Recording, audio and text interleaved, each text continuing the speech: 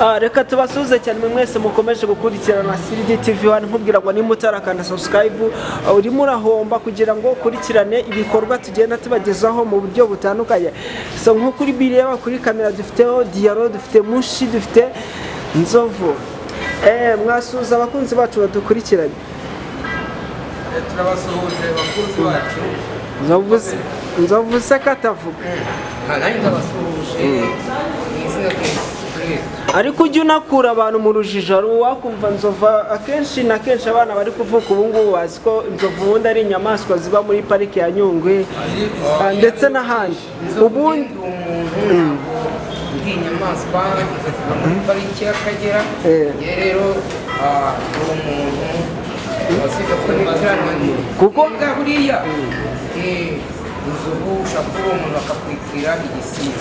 ariko ntabwo ndi inzovu ngifite umutunzi. hari uwakumva akakumva uri muri pariki ariko umuntu wari ku isi nawe ashobora kuba yarabonye hari inyamaswa musa. Ntabwo nk'inzovu uretse kujya wumva ngo barushimusi ngo babafashe bajya kugurisha amenyo y'inzovu byarubwo n'ubushimusi muri inzovu ahubwo nanjye amenyo yanjye ari bashimu ari ushaka kuzamugurira imitozo inzovu akajya wambara hano washaka ukajya umuhagarara ukajya gusana rero muri akenshi na kenshi abantu bakunze gukurikirana Mushi baba babona afite imitwe ku bantu bakunze ku bantu bakumenyereye cyane kuri shano kunze kunyuzaho ibintu byerekeranye n'ibyo ukora bakuze nka Mushi mu mitwe. Rero dukura abantu mu rujijo tubwire uburyo se Mushi yaje ute ameze nk'abatipe nimba ngora bigavuga ngo turutekere Kigali nyine ngo bageze mu bitaro za matora ngo bageze muri resitora bashyiramo ibikeri n'ibintu byose uzana no mutwe ngo Mushi nagiye gutangira kuba ngo uteka imiti. Oya nje Mushi ndagira ngo ubwire abantu ubundi Mushi byaturutse kuki. Diaro ari ikiganiro Diaro yakoze avuga ko izina Diaro ryaturutse mu nuze mu gitabo ariho yarirebeye Nzovu tubwira ko byaturutse ku nyamaswa yo mu ishyamba. Ese wowe Mushi byaje ute? Abashi ngenshi no kumusobanurira izina bita Mushi uzango ryavuze abona haraho bita abashi bavuka icyahoze ari cyangwa bari ku gisigari Kamembe Rusizi. rero kurenekeza bamusize ukuntu batabaranaga cyangwa kiba kimicana ibeshye kubitemo sibyo kubu kubera ubuzima bw'i Kigali bagiye batatana ugasanga umwe ari Kacyiru undi ari hehe mu biryo barakundana. Ariko se Diaro ubonye umugabo urya ibihanga ubona ari ubuzima ariko se yatangiye kera sarabisobanura umuca hirya yatangiye kera mutaramenya aho yakaba ko afite umutwe mugari ko buriya mutwe inzoga zose zibavuga niyo mpamvu banywa B1 gin imiti none babonye ko arya n'amaso akarya n'ubwoko gucawuti ikibazo wambajije kigendanye n'ikamushi n'abisobanura n'ubwe rero abere kagene kugire ni byo gusobanura ibyanjye kuko tubonye Erega Diaro biramuhangayikishije cyane ko umuntu w'umugabo arya ubwonko bw'ihene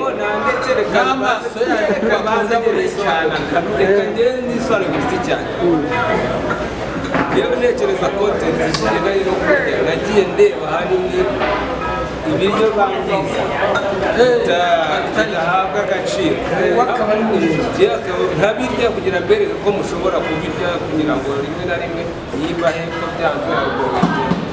murabizi ko nagerageje n'imitwe y'inkoko, imitwe y'ihene, imitwe y'ingurube, amajanja y'inkoko n'ibirenge by'inka byose n'amajanja y'inkoko byose kugira ngo abandi bayajya rero birabikora abari n'inyigisho zo kugira ngo nimba ubonye umutwe w'ihene uvuga ngo nta nyama zihari kandi nayo ari inyama binawureba nk'aho utaribwa kuko ubaho inyama ubamo isosi abantu benshi baba bashaka no kugahuta nk'uko umuntu aba yarisomye uzi wambutse ukava Nyabugogo ukambuka kiriya kiraro cya Gatsata muri etaje iri ibumoso metero 100 gusa uvuye ku kiraro imitwe y'ihene ariko se Nzovu yo bishyushye mu gitondo na nimugoroba ariko se Nzovu iyo wicaranye n'umuntu urya amajanja y'inkoko ubibona ute ngo agahugu umuco kandi sibyo wasanga turabona nkatwe tuvuka i Nyanza Musinga natwe ntabwo nta mwami wazi umutwe w'ihene cyangwa nzi ariko uko numvise yuko mushi ugegeye ituma nta kintu ajya ajugunya nta kintu ujugunya ariko nanone ntabwo wavamo nta mwami ngo ariko uyu uvuga abami igihugu umwami aba yimitswe n'abaturage wa wundi ukomoka ibwami ni gute bazaba undi mwami avuye muri famiye yacu b'indabiretse ntaho biba bihuriye ntabwo wowe uzitwara nk'umwami biterwa n'igihe mushi kuba umuturage nawe uza kuvuka kiriya gihe iyo mitwe ntabwo ari kuba urimo kwiga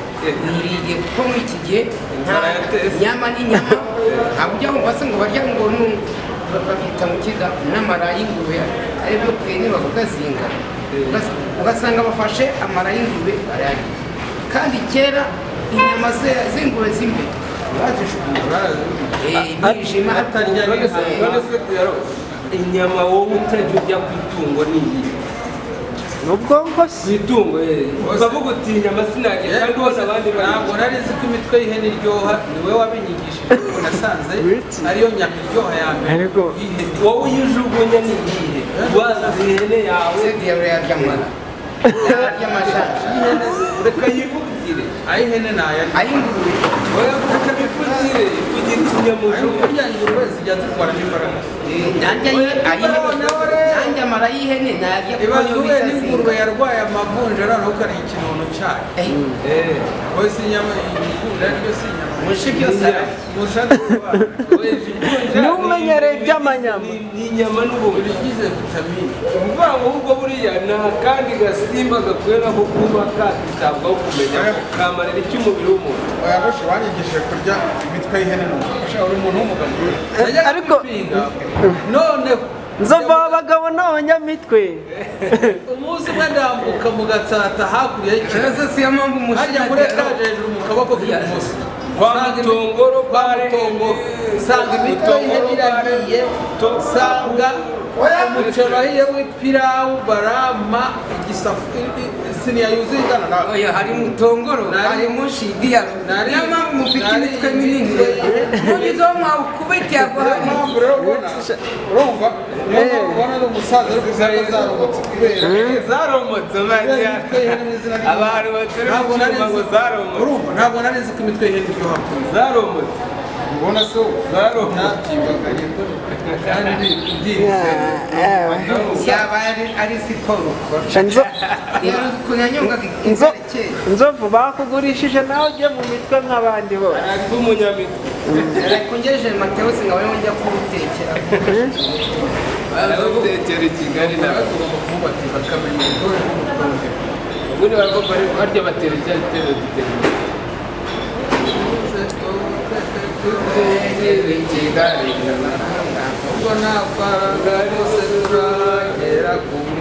babanje guteka umutwe ariko bugeze aho nta n'atanu bafite bageze Kigali bavamo neza bareba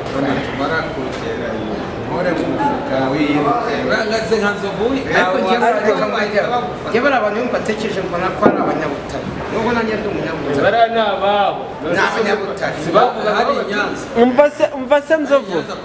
urumva mushi hari ikiganiro yatambukije avuga ati Nzovu niyo muvuga ngo agavuka ibwami umuntu w'ibwami mugufi ntabaho ndagira ngo mwiyunge wenda kugurire nk'indaya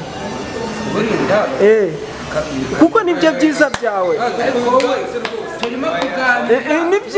nibyo muve mu rwenya icya mbere ntacyo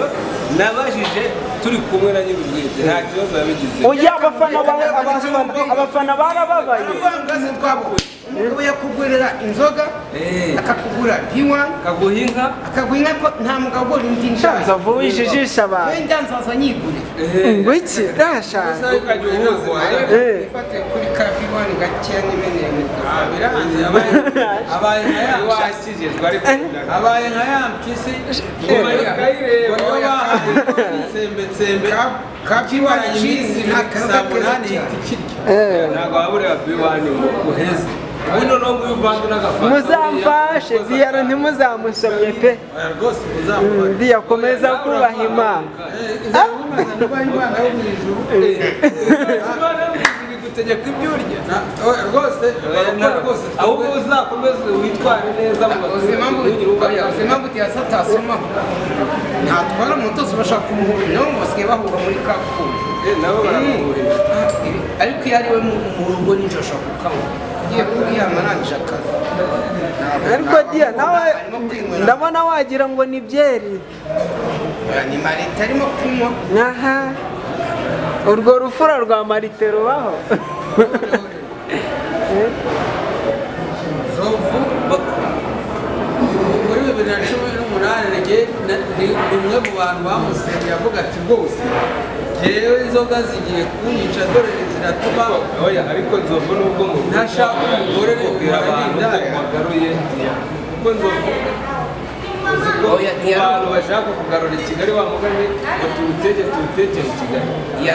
ni umuntu twakinanye amafilime kera ndamwubaha ni garafure turebye mu myaka yarashaka kuba ndushaho mu mikeya cyangwa nanjye tungana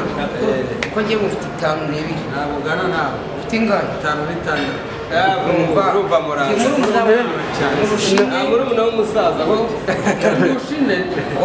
ubundi abaho nta murumuna w'umusaza kubera ko iyo ashaje nawe aba yashaje imyaka ibiri umwe ntabwo bari oya nine none ariko kuba afite 56